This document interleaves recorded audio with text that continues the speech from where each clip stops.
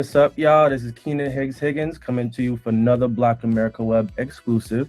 And so, as y'all know, I was at Tribeca Film Festival this year, and I got to see a whole bunch of cool things. But one of the most amazing things I got to see was the Rising Voices segment. And a little bit about it, it was 10 films, and they all kind of had their own different angle to it, but there was some that I just really connected with, clearly more of a cultural connection, and I just had to dive in a little bit deeper. So the first interview that I'm bringing y'all, and it's with one of the coolest dudes. I've been doing my research, seeing some of the films, and I just taking in what I saw with Bitter Leaf, and I just was so excited to talk to you, my guy Omar S. Kamara. How you doing, man? Did I say your name right?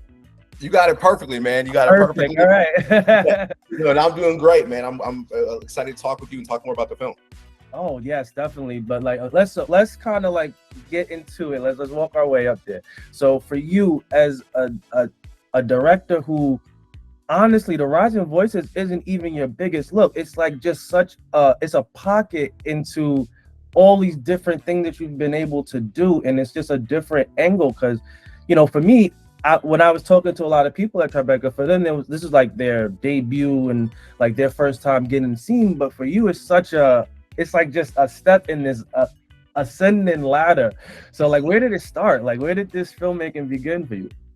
Yeah, no, I mean, that's a great question. And thank you. Very kind. Yeah, it's been definitely a little bit of a journey, just in terms of like, trying to navigate through his career and kind of make films I want to make. And I think when it all started is I'm originally from Virginia. So both my parents are from Sierra Leone in West Africa, but I was born and raised in Northern Virginia. And I actually was supposed to be a doctor. So that like what I was raised to do. It's like an African parents thing. I don't know if you're familiar. It's something about the theme within your movies. I'm gonna dive in deeper, but I don't want to interrupt you. Absolutely. Yeah, it's like, you're supposed to be a doctor, lawyer, engineer. That's what I was supposed to be. My older sister is actually a surgeon. So she's been making the family proud. And I actually came on like originally like as a black sheep kind of who was not focused on medicine, not doing these things. And what happened was when I was in college, my friend showed me actually this film called Blue Valentine. It was like with Ryan Gosling and Michelle Williams. And he showed it to me, and it felt like, one of those moments where the universe just pauses. And I just like I can still remember where I was on my extra long dorm bed when I was laying there watching that movie. I remember being like, yo, whatever this is, like, I want to make stuff like this, but like with African characters, with black characters. I want to do this, but like for my culture. And so that really started the journey. And then I got a job, quit that job, and because I tried to do the thing. I was like, let me work and make some money, and then later I'll be a filmmaker. And I got a job, and it just was not as satisfying. Like, nah. It was.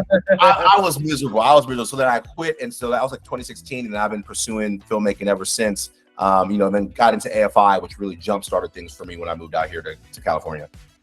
I love that. And yeah, it's like kind of what I was kind of like hinting at was that a lot of your films, if not all of them, I should say, has that African presence and theme to it in some aspect. Particularly, I've just finished watching Mass Ave, and I was like so touched by it.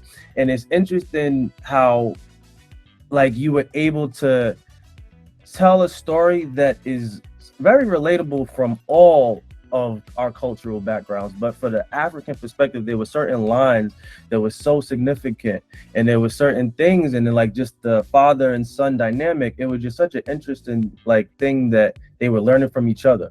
You know what I mean? Like for you, like how important is it to like add that African, those I guess you could say those ideologies, but still have something that relates to everybody?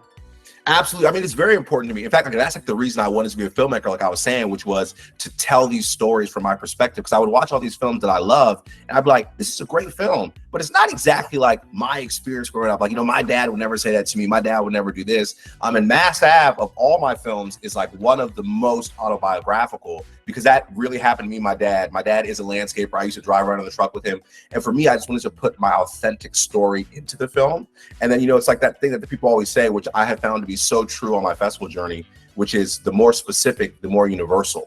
So I'm telling this story that's like, literally my dad said this to me, literally my dad had this moment. And then I have people of all different backgrounds on the festival circuit who walk up to me and be like, my dad said the same thing. Me and my dad's relationship is like that. And it's that thing where like human beings were very complex, but there's like a core at the base that I think is actually very relatable and very human. And so if you speak to that authentic truth, more people than you realize will actually resonate with the film and connect with it. Yeah, and you see that a lot on social media, which kind of brings us into Bitter Leaf, which it has such a Black Mirror-esque Yeah. futuristic like energy to it. And I remember when I was in the theater watching it, I was just like, yo, this is it kind of plays into like two things that you can do with a short film. You can kind of wrap it up and make it nice and neat and really tell this short story, or you can leave it lingering and leave a presence where you kind of like give the audience a chance to kind of either figure out their own path. Is this a short film? Is this a movie? Is this a series?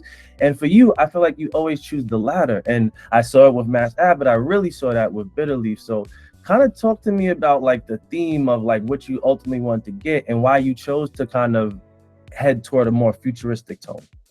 Yeah, absolutely. I mean, I think part of that was based off the prompt. So, like, one of the things in Indeed was it was about the future of work, and one thing that I was just really impressed by is like how work is changing. And I was really inspired by like Ty Sinat, for example, who's a streamer who's making a, he's so big. He got Kevin Hart coming on his Twitch stream now. Drewski's there, so like he's been really growing, and there's actual money there. Like there's actual money in this thing. And so to me, what I kind of wanted to talk about was like in the future work, I don't think it's going to be the same like 9 to 5 type of thing, but there's other ways that people can use the internet to make money. So that was the inspiration for it. But then I always try to find what's personal to me in the film. Like it's not just like that, but what's personal to me. And one of the things that I was thinking about was how much time I've been spending, trying to make this career happen, the sacrifices that you make. And I kind of wanted to make the film as a reminder not to make too many sacrifices for your career or for your stuff. And so that was the goal. And I think for me, in terms to answer your question, I kind of I like films that ask a question but don't necessarily answer it. And so what I love about like Mass Ave and with Bitter Leaf is that we leave the audience on the cliffhanger. And to me also, I think the short is like the perfect way to do that. Like in the feature, I feel like, the audience you want to wrap it up, but my goal with the shorts is to give people a taste of my world, a taste of my themes, but then hopefully leave them asking for more and wanting more. And that's why I decided to leave them both as a cliffhanger. So hopefully one, it will cause discussion when you leave the theater, but also you'd be like, I want to see that like in a feature version. Can I see that in the feature? That's the goal. Yeah, and I love that. But you also do it in a way where it's still, I kind of like see it as like if an accident happens, like the accident happened. And now you're just sitting there watching and you're kind of left like, well, what do we do with this? Like, how do we solve it? Or is there a solve? And I feel like you just do that so great. And it does leave room to like ask for more. And I feel like that's kind of what you were able to do with African Giants. Am I right? Yeah, African Giants, man. That was my first feature that I made, which I made last year. And it's funny, like you said, it's like, you never know in this industry when things are going to happen and all things like that. So actually, when I applied to Rising Voices, I didn't know what was going to happen with that feature. Like I was like, I don't know if it's going to go anywhere. I don't know what's going to happen. And I wanted an opportunity to make something again, because as we know, as Black creatives, it's very rare that you get an opportunity to make something again. So to look at this program and to not only see what it's done for other filmmakers in the past, but like to someone giving you the opportunity to make a film, I just couldn't say no to. And so I really took advantage of that. But yeah, African Giants was always my first foray into the filmmaking. And what I mean by that is I knew that like I want to make big budget things. Like my goal is to make big budget African content that's in the mainstream, right? And Bitter Leaf was like kind of like the first exploration of that. But in order to do that, I want to kind of prove to people that like I have this storytelling muscle and I can sustain a narrative over a long period of time. And so I was really inspired by like Barry Jenkins had a film called Medicine for Melancholy before Moonlight, or Destin Daniel Cretton had a film called I'm Not a Hipster before Short Term 12. So like before these films that Damien Chazelle had a feature before Whiplash. They had this other indie feature they did to like prove what they could do. And so I wrote African Giants to be that. It's like, here's my Medicine for Melancholy. Here's my I'm Not a Hipster. Here's what I can do at a super low budget. Now let's see what happens if you can trust me with a bigger budget. So that was always the goal for that film. And I've been honored with the run we're going on now. Like, you hope for things, but you don't know, what's going to happen. So I'm just honored for that. I love that. And then like, just before we dip outside of Tribeca, mine, was there a film outside of your own that stuck out to you, whether it's at the Rising Voices competition or just throughout the week? Yeah, well, I can say at the Rising Voices competition, because I've been raving about this film since there's a film called Meal Ticket by Wes Andre Goodrich, which I adore. Like I knew from his first shot, like he put his first shot up and I was like, you got some heat. And I actually knew Wes before, but I had never seen his work. I knew him because we did We did a fellowship called Minority Report a couple years ago at different years.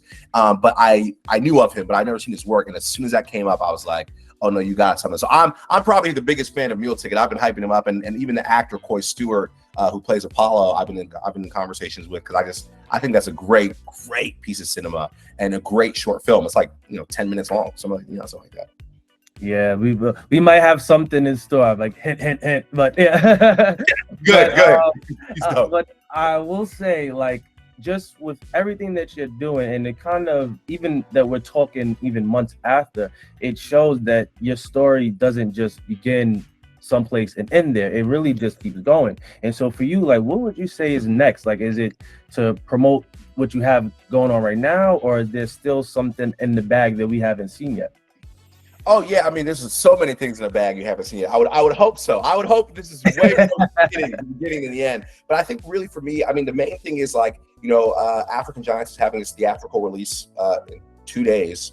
So we're preparing for that, which is at the Lemley Theaters in LA, if anyone wants to come. But we're preparing that, and it's going to be dope. And then I've been spending a lot of my time preparing for that. But then I'm also in the Ride Back Rise Fellowship, which is this great program by Dan Lin, who actually is the head of original film at Netflix now. But I'm in that program. I'm writing an action thriller. It's like a Man on Fire, Taken inspired action thriller, but it's based on these American siblings who are both first generation, but their sister goes missing in Africa, and they have to go back to Africa to find her in a continent that's foreign to them.